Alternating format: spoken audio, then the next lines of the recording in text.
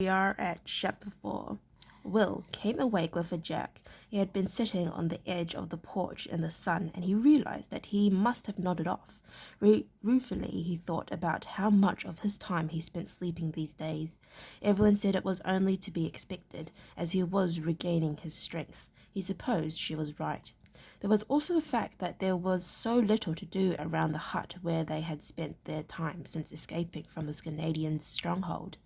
He had cleared away and washed their breakfast dishes, then made the beds and straightened the few pieces of furniture in the cabin that had taken barely half an hour. So he had groomed the pony in the lean-to behind the cabin until its coat shone. The pony looked at him and at itself with mild surprise. He guessed nobody had ever spent so much care on its appearance in the past. After that, Will had wandered aimlessly around the cabin and the small clearings, inspecting those patches where the damp brown grass was beginning to show through the snow cover. He had idly considered making some more snares, then discarded the idea. They had more than they needed already. Feeling bored and useless, he had sat down on the porch to wait for Evelyn's return. At some stage, he must have nodded off, affected by the warmth of the sun. The warmth was long gone now, he realized. The sun had travelled fully across the clearing and was now in the pines where were throwing long shadows across the cabin. It must be mid-afternoon, he estimated. A frown creased his forehead. Evelyn had left well before noon to check the snares, even allowing for the fact that they had moved the trap line further and further away from the cabin. She should have had time to reach the line, check the snares, and return by now. She must have been gone for at least 3 hours, possibly more. Unless she had already returned and, seeing him sleeping, had decided not to wake him. He stood now, his stiff joints protesting, and checked inside the cabin. There was no sign that she had returned. The game bag and her thick woolen cloak were missing. Will's frown deepened, and he began to pace the small clearing, wondering what he should do. He wished he knew exactly how long she had been gone, and silently berated himself for falling asleep. Deep down in the pit of his stomach, he could feel a vague uneasiness stirring as he wondered what could have become of his companion. He reviewed the possibilities. She could have lost her way and be wandering through the thick-growing, snow-covered pines, trying to find her way back to the cabin. Possible, but unlikely. He had blazed the paths leading to their trap line with discreet marks, and Evelyn knew where to look for them. Perhaps she had been injured. She could have fallen or twisted an ankle. The paths were rough and steep in places, and that was a defining possibility. She might be lying now, injured and unable to walk, stranded in the snow, with the afternoon drawing on towards night. The third possibility was that she had encountered someone, and anyone that she ran into on this mountain was likely to be an enemy. Perhaps she had been recaptured by the Canadians. His pulse raced for a moment as he considered the thought. He knew they would show little mercy to an escaped slave, and while Eric might have helped them before, he would be unlikely to do so again, even if he had the opportunity. As he had been considering these possibilities, he had begun moving around the cabin, collecting his things in preparation for setting out to look for her. He had filled one of their water skins from the bucket of creek water that he brought to the cabin each day, and crammed a few pieces of cold meat into a carry sack.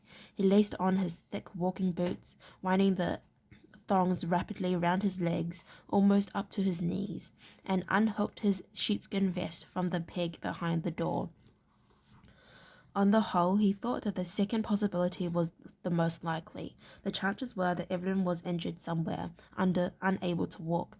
The chance that she might have been retaken by the Canadians was very slim indeed, he realized.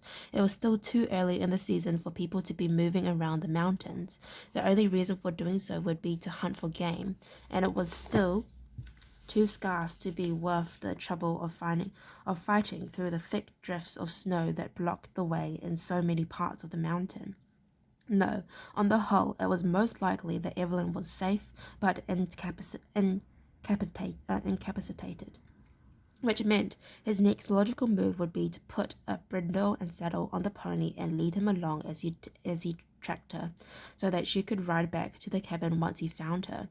He had no doubt that he would find her. He was already a skilled tracker, although nowhere near the standards of Holt or Gillen, and tracking the girl through the snow-covered territory would be a relatively simple matter, and yet he was reluctant to take the pony with him. The little horse would make unnecessary noise, and nagging doubt told Will he should proceed with caution. It was unlikely that Evelyn had encountered strangers, but it wasn't impossible.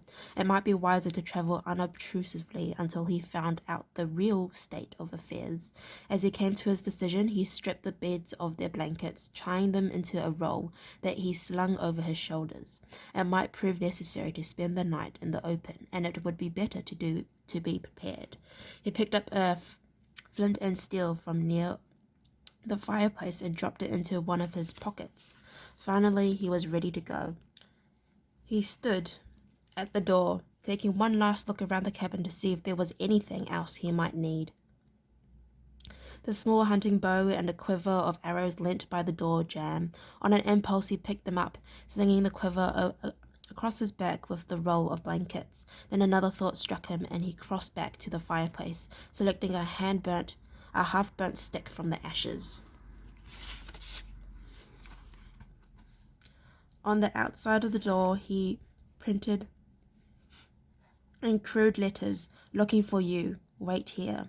After all, it was possible that Evelyn might turn up after he had left, and he wanted to make sure she didn't go blundering off, trying to find him while he was trying to find her. If she did return, her tracks would lead him back here eventually. He took a few seconds to string the bow. Holt's voice echoed in his ears. An unstrung bow is just something extra to carry. A strung bow is a weapon. He looked at it disdainfully. It wasn't much of a weapon, he thought, but that and the small knife in his belt were all that he had. He moved to the edge of the clearing, picking up the clear trail of Evelyn's footprints in the snow. They were blurred after a morning of spring sunshine, but they still showed up. Maintaining a steady trot, he moved off into the forest. He followed her trail easily as it wound up in the higher respects of the mountain. Before too long, his pace had dropped from the steady jog, and he was walking, breathing harder as he went. He realized that he was in poor condition. There had been a time when he could have maintained the ground-eating lope for hours. Now, after barely 20 minutes, he was puffing and exhausted. He shook his head in disgust and continued to follow the footprints. Of course, following the trail was made easier by the fact that he already had a good idea of the direction Evelyn had been heading. He had helped her relocate the snares a few days earlier. At that time, he recalled, they had gone at an easier pace, resting frequently so as not to tire him out. Evelyn had been reluctant to allow him to walk so far, but had given in to the inevitable. She had no real idea how to place the snares where they might have the best chance of trapping small game. That was one of Will's areas of expertise. He knew how to look for and recognize the small signs that showed where the rabbits and birds moved, where they were most likely to poke their unsuspecting heads into the looped snare. It had taken Evelyn about 40 minutes to reach the trapling that morning.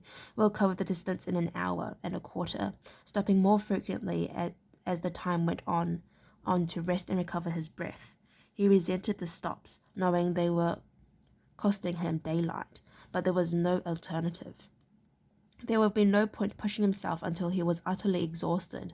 He had to keep himself in condition to give Evelyn any assistance she might need when he found her. The sun had dropped over the crest of the mountain by the time he reached the blazed trees that marked the beginning of the trap line. He touched one hand to the cut bark, then turned to head off the track into the pines when he saw something out of the corner of his eyes, something that froze his heart in mid-beat. There was the clear imprint of a horse's hoof in the snow, and that overlay the tracks that Evelyn had left. Someone had followed her.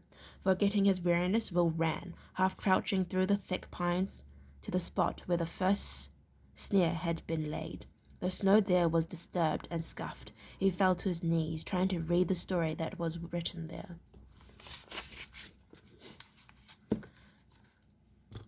the empty snare first. He could see where Evelyn had reset the noose, smoothing the snow around it and scattering a few grains of seed, so there had been an animal in the snare when she arrived. Then he cast wider, seeing the other set of footprints moving into position behind her as she had knelt, engrossed in the task of resetting the snare, and probably judged at the fact that they had caught something.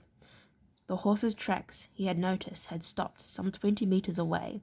Obviously, the animal was trained to move silently, much as a ranger's horses were. He felt an uneasy sense of misgiving at that. He didn't like the idea of an enemy who had those sorts of skills, and by now he knew he was dealing with an enemy of some kind. The signs of the struggles between Evelyn and whoever it was were all too clear to his trained eye. He could almost see the man.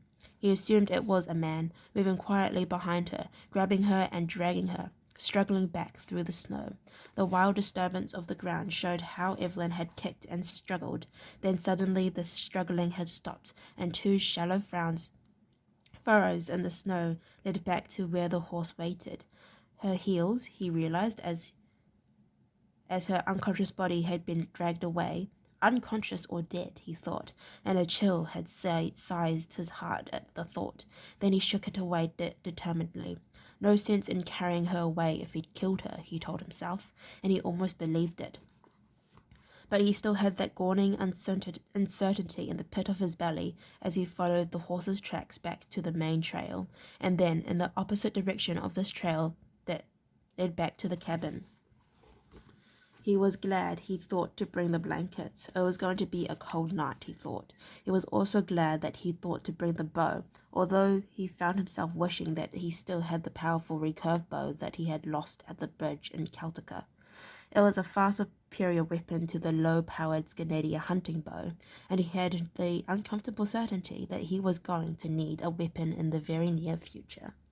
Okay, well, thank you for listening to read up to chapter 4. If you'd like to listen to me read chapter 5, then please stay posted, and hopefully I'll see you next time. Bye-bye.